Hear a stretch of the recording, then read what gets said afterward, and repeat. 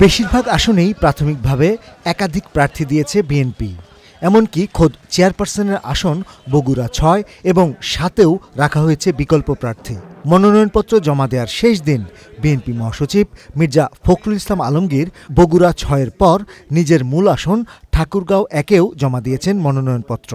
আমরা আমাদের নমিনেশন দিয়েছি ইতিমধ্যে প্রায় একটি আসনে ২-৩টা করে, যাতে করে আমরা পরবর্তীকালে এখান থেকে আমরা সিলেক্ট করতে পারি।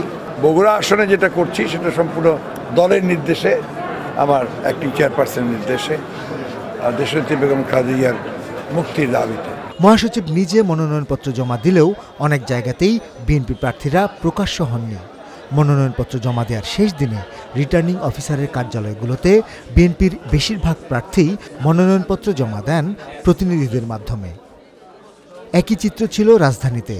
ঢাকা ৮ আসনে মির্জা আব্বাস, ৯-এ তার স্ত্রী আফরোজা আব্বাস এবং ঢাকা ১২ আসনের সাইফুল আলম নীরব সহ বিএনপির অনেক প্রার্থী প্রতিনিধিদের মাধ্যমে জমা দিয়েছেন মনোনয়নপত্র।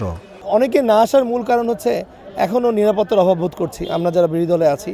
গ্রেফতার আতঙ্ক এবং বিমাতা সুলভ বলবো না, আমি বলবো যে বৈষম্য, এই বৈষম্যটা চরমভাবে প্রকট বলেই আমরা এই নিরাপত্তাহীনতার কারণে অনেকে আসছে না। বিএনপি প্রার্থীদের কেউ কেউ অবশ্য সশরীরে আসেন রিটার্নিং অফিসারের কার্যালয়ে। আমার নির্বাচনী এলাকা মোহাম্মদপুর, আদাবর এবং শেরবাংলানগর। এই এলাকার আমি যেটা চাই যে আজকের এই মুহূর্তে জমা দেওয়ার পর থেকে অন্তত আমার দলের, আমার জোটের, আমার ফ্রন্টের যে সমস্ত দল আছে কোনো নেতা কর্মীকে অন্তত এই মুহূর্তের পর থেকে আর গ্রেপ্তার করা হবে না।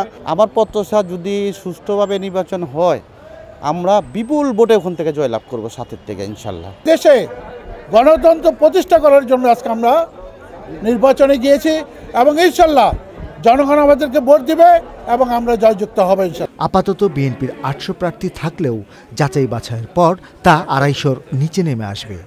বাকি আসনগুলো ২০ দল ও জাতীয় ঐক্যফ্রন্টের শরিকদের জন্য ছেড়ে দেবে বিএনপি। শরিকরা ছাড়া জামায়াতও নির্বাচন করবে বিএনপির প্রতীক ধানের শীষে। রাহুল রায়, চ্যানেল আই, ঢাকা।